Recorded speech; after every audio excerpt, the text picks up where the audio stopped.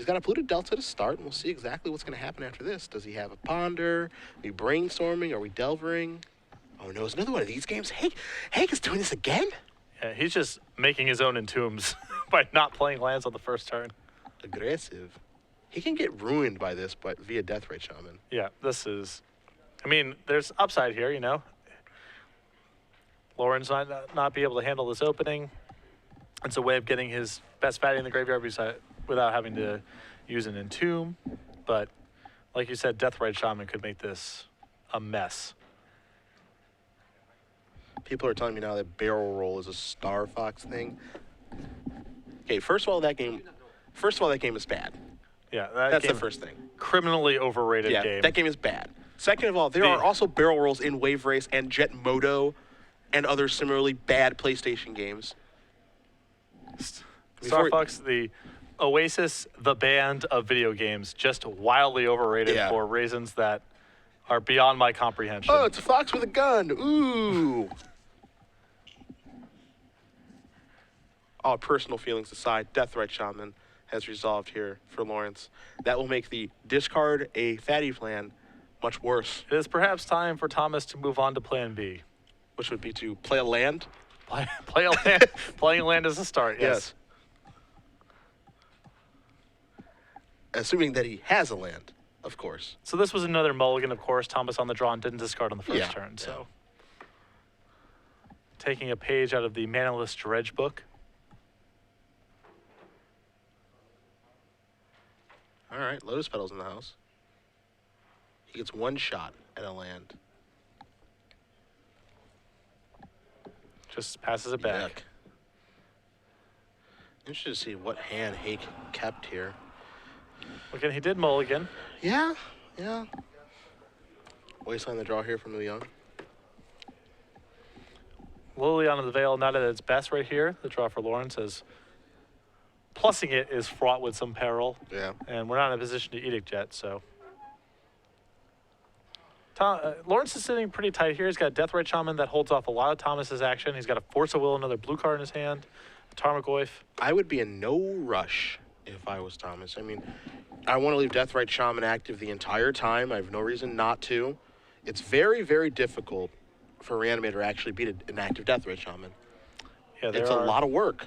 2 copies of Show and Tell in Thomas's deck that gives him a different route to get into play. Yeah. And, you know, he can overload possibly with, I mean, I don't even know how he's supposed to do that. It's basically just Show and Tell. Yes, it is a lot of work to be able to beat an active Deathrite Shaman. You have to get super creative and careful study 2 threats in the graveyard at the same time, and then cast an Exhume, and it's just hard. It really is. And that's part of the reason the deck kind of went away is when Deathrite Shaman really ticked up with Esper Deathblade, Shardless Bug, and every other deck that it was in, Finding Home and Jund, and regular bug decks, and this card was everywhere, and it's really tough.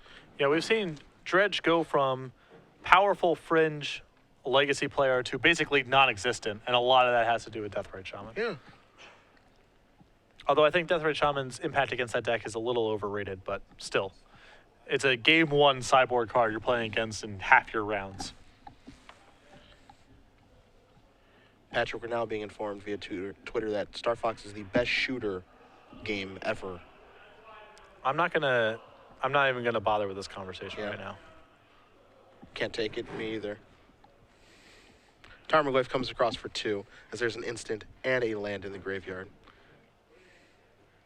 I'm not gonna deal with some nostalgic hipster contrarianism right now. Just don't have it in me. Another discard, another daze. I'm trying to honestly think right now of what series of draws Hake can use to get out of this game, because now, you know, he's fueling Deathrite, you know, because now he can remove that, deal 2. Tarmogoyf's going to stay as 2/3 because there's another instant in the graveyard. Of what he can do to get in this game, it takes a series of unbelievable draws to get back into this one. Right. For those of you who are relatively new to Legacy, you're going to have to believe us when we tell you that Thomas's deck is actually very powerful. Yes. It is not a Lotus Petal discard daze deck. That's not the strategy he has employed to make it to the finals. My key synergy is Lotus Petal and discarding dazes. Yeah. So believe it or not, that's not the goal of the deck. But this game, he's not doing anything else. Again, he did mulligan. And we saw this work out for him in the last round against Tyler. Where No he Death kept Right his- Shaman involved in that game. Yeah, that's true. Right. That's true. But also in that game, he didn't play land till turn 7.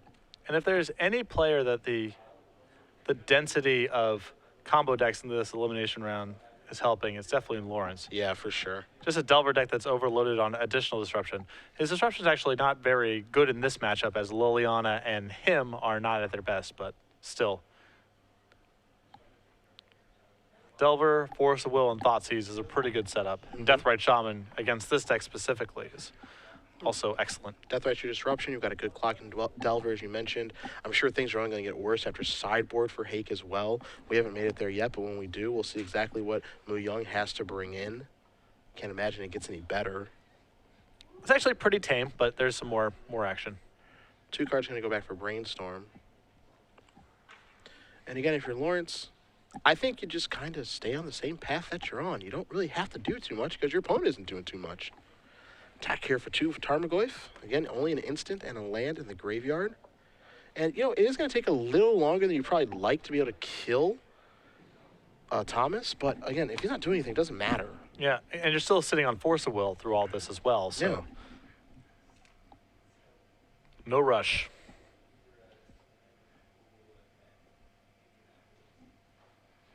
Looks like Thomas has just drawn Underground Sea, but again, Laurence with a Wasteland in play, Thomas can't just throw it out there. He's got to decide if he can do anything productive with this mana because he only gets 1 shot at it. Yeah. And heaven forbid an Abrupt Decay shows up. Then things get really ugly. Tarmogoyf gets a little bit bigger, and your 1 shot is just gone immediately, so... And you have to suffer through the ignominy of having been rendered permanentless, which actually happens in Legacy more than you would expect, but still. There are way too many flawless victories in Legacy. Thanks, Emrakul. Discard Tidespell Tyrant. Now, he shouldn't be able to move anything yet because discarding is the end of the turn, so he's past his opportunity to actually do that, which will inform in a moment here. Right, we actually need to back up. Yep. So the life total is going to stay at 14. Yeah. Had he not discarded, that daze would still be there, but... I mean, if Thomas went through his discard step a little too fast and Laurence wanted to back up, that's one thing, but he certainly can't target the Tidesprout Tyrant. Yeah. With the Deathrite Shaman, and it's possible there's a misunderstanding of what the operations are, actually. And to make it clear, of course, when you discard, that's the end of the turn. There are no responses to discard. Discarding due to hand size is the very end of the turn, so there can be no end of turn effects. As a result, Deathrite Shaman cannot actually remove anything. When your opponent will basically prompt you and say, go to discard. Right. Signifying that that's the end of the turn. You can't do anything else. Yeah. There's a stage in the turn where it's called cleanup. Neither player has priority, and you're just resolving the various last couple of things to do in that turn.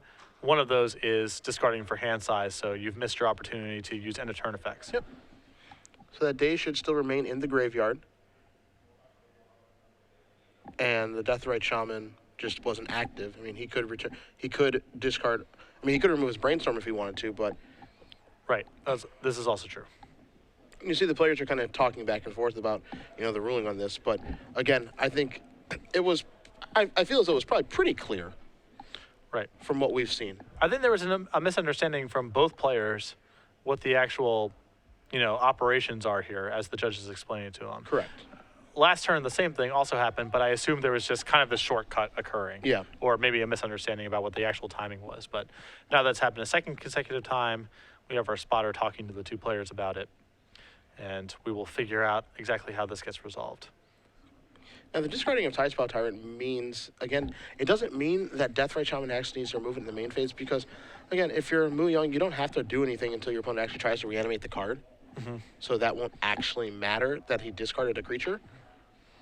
So that's perfectly fine. And that you actually kind of want to leave the creature in the graveyard because it makes Tarmogoyf a 3/4. Yeah. You should err on the side of caution here and just sort of remove creatures as they sort of come about. Because you don't want your Deathrite to get overwhelmed in one turn somehow. But, for the time being, he doesn't really have to worry about it. Yeah, I agree. And you see the players here talking with the judge and getting everything resolved. So we'll see what this ends up being. Yeah, and you can kind of tell from the body language of both players that they were just not clear that this was the actual operations, how this worked. Okay, so it looks like we're going to continue play, and it looks like he's going to be I believe, okay with Daze being, resolving it that way. Right, and again, it doesn't make much of a difference here as Laurence has a brainstorm in his graveyard that he could be targeting. Yeah. It matters insofar as Thomas could potentially try to make an issue out of it. Yeah. But It's not risky him to cast. this is aggressive.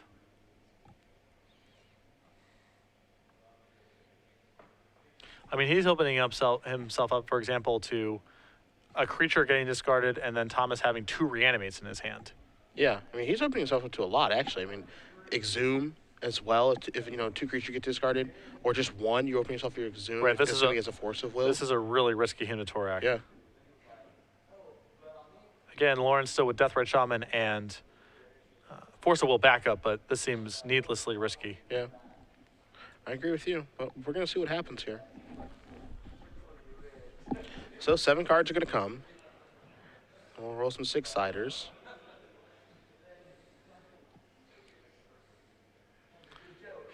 And here we go. There's a 7. So that one's going to go, and now 1 through 6.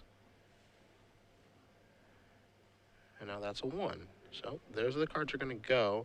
And they're going to see an Exhume, so... Wow, there was an Exhume in the graveyard. I mean, if Thomas had a land and an Exhume, if there was another creature in that hand, Yeah. this could have just gotten really bad for Laurence. He's going to attack for 4 here.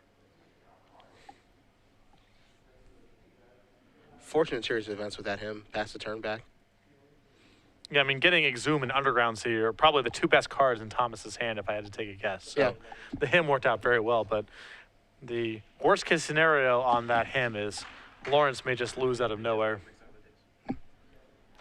And the spotter at the table did allow the players to go back and have Laurence exile that day, so that is also now removed from the game.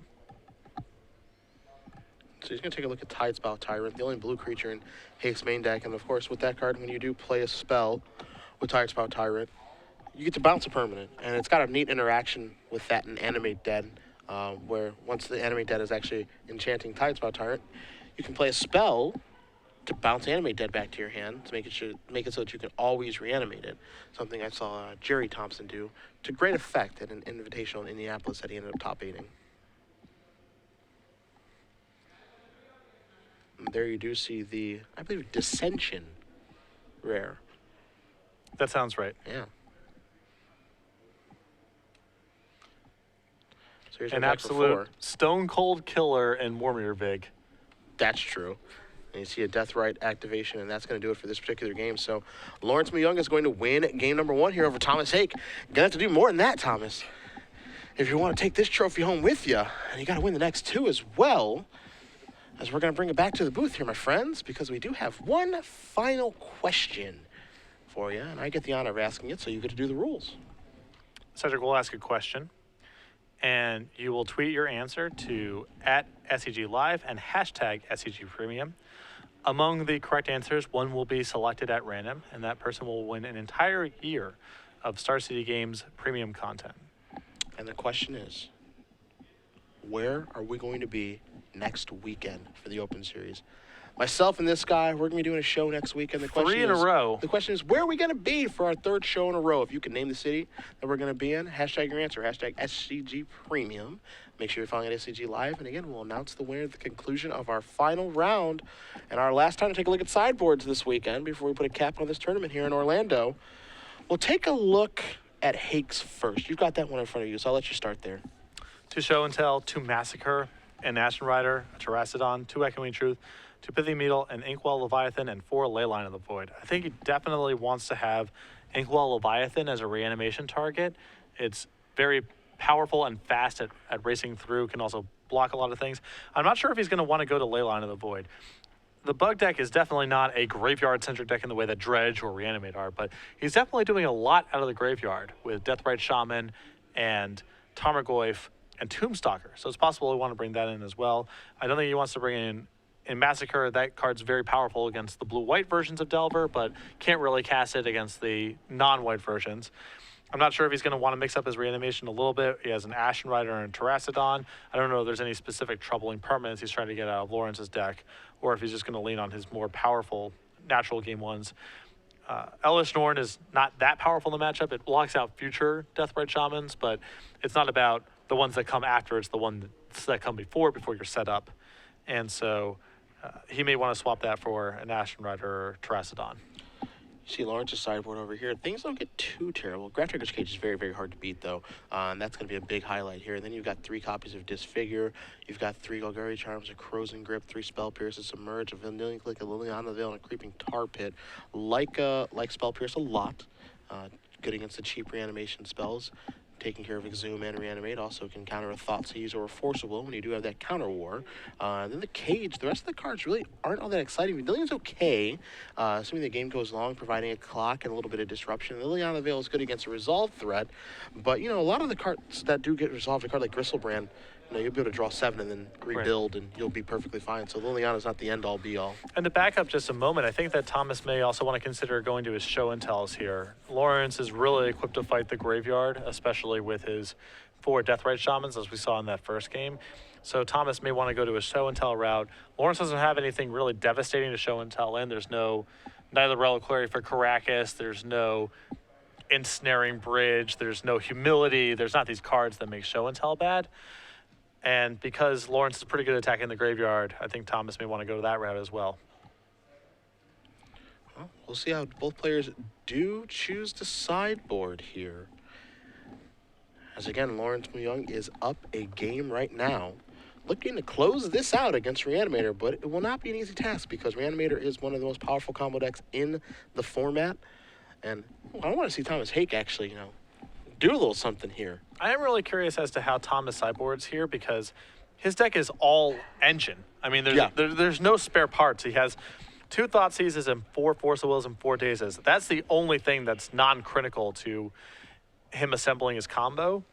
So he doesn't have a lot of wiggle room. And it's not like Force of Will and Thoughtseize are bad here either. They can take Laurence's disruption pieces or allow him to fight over a reanimation spell or what have you. So, from my experiences playing the deck, at Grand Prix Washington, D.C., you know, sometimes you chop down some of the creatures. There are times when you chop Careful Study.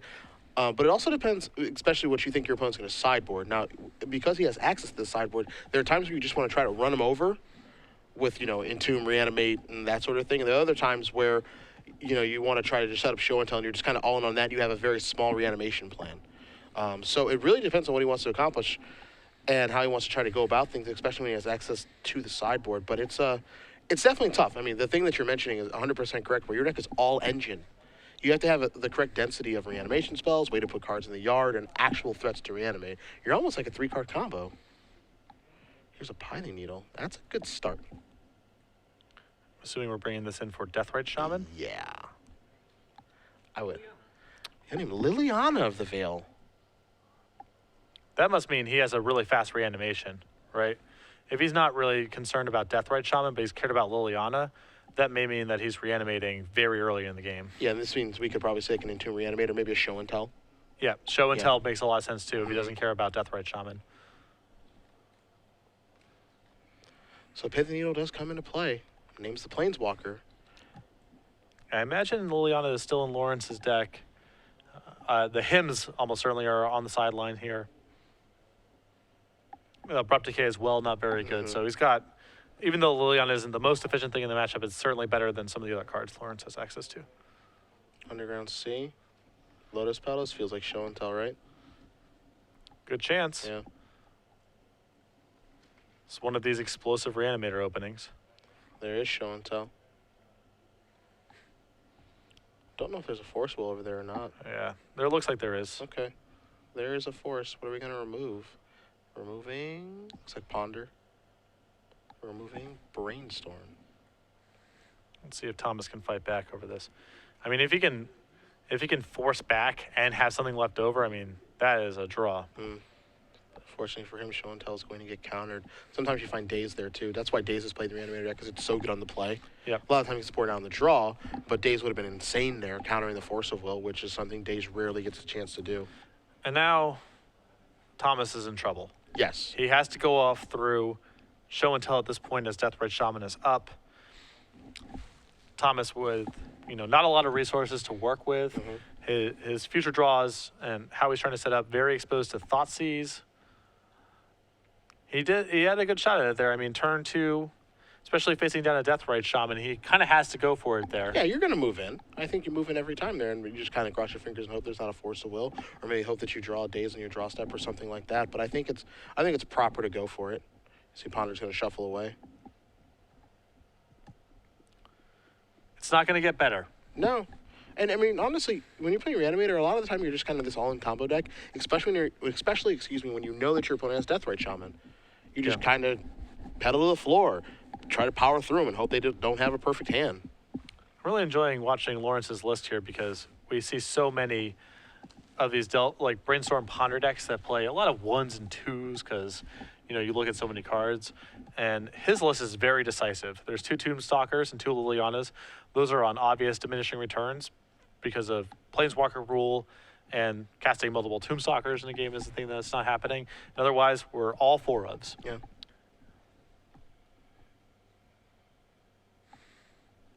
So that is a Bayou for Laurence.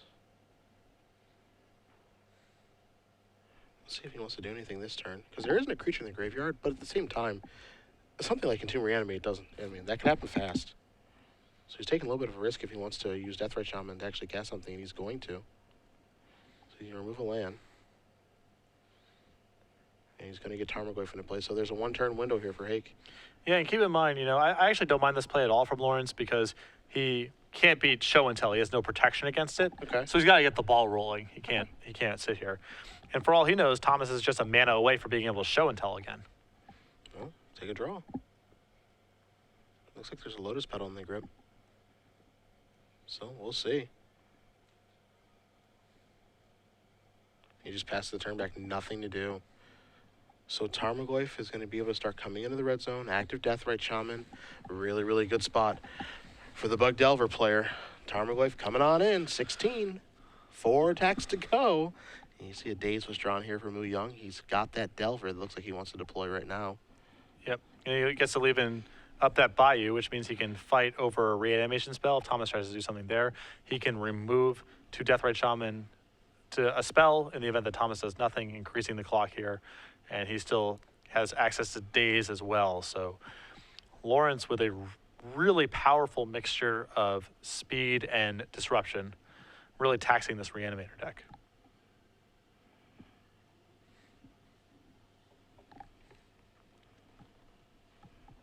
So let's see what Hake is able to find. He didn't do anything last turn. Looks like he's not doing anything this turn either. Show and Tell going to get removed. Down to 14 goes Hake, and he's in some serious trouble now. As an untap here, a check for the Delver. See what Mu Young's able to find. It is not going to flip the Delver. It is a Wasteland, which still is excellent. Yep, still quite good. Attack here for 5, going to put Hake down to 9. He can Wasteland that Underground Sea. Still has a Daze in hand. So bye-bye Sea. Gonna float some mana here. Maybe we'll see a Entomb or something of that sort in a moment. And if you're in Thomas's seat right now, you're thinking, this guy hasn't played a normal card against me yet. Everything has just been a 10 out of 10. Mm-hmm. What's the tamest card he's played so far? Tarmogoyf, I guess? This is the most tame, but I mean, it's also just a gigantic claw. Yeah, it's 4/5 Yeah. 2. Depends on what your definition of tame is. You see, he thought he was searching for an Elish Norn, deciding against that now. Gonna go for a Nasty Terrasty instead. Everybody's favorite elephant. And now, you know, Thomas is hitting that critical threshold of life where Reanimate is no longer an option as well. That's part of the reason that, you know, putting some pressure on is actually quite good. Mm-hmm. Just because Reanimate, a lot of time, you can shut it off pretty quickly, actually. Yeah, I'm sure this Reanimator deck would like to play Duress instead of Thoughtseize because the life total matters. But one of the cards you want to take away most often is Deathrite Shaman, and so you kind of have to play Thoughtseize. Also, you want to be able to Thoughtseize yourself. Yep. To be able to put a card in the graveyard and have a, you know, turn 1 guy. So Thoughtseize is obviously quite good in the deck. You see Lotus Petal's going to be placed on the stack here. Could actually see Dazing Lotus Petal be decent here. He's going to respond to Lotus Petal by removing the Terrastodon. Or excuse me, removing, it looks like removing the Entomb. Some risky business here. Yeah. Unless maybe Thomas ended his turn. Yeah, okay, okay. his turn. Okay, yeah, then he's okay. And checking for Delver. It's going to flip a Daze. Delver's going to flick into Excel Variation. There it and is. there's the hand. Laurence Moo Young with Bug Delver is your champion over Thomas Hake, who was never able to cobble together anything in the finals. What a mess of a matchup. Great run for Thomas. Really showing that Reanimator, still a premier deck in the format, and especially against other combo decks. But a mixture of Deathrite Shaman, Force of Will, a quick clock, discard spells. I mean, you couldn't ask for much more out of a bad matchup there.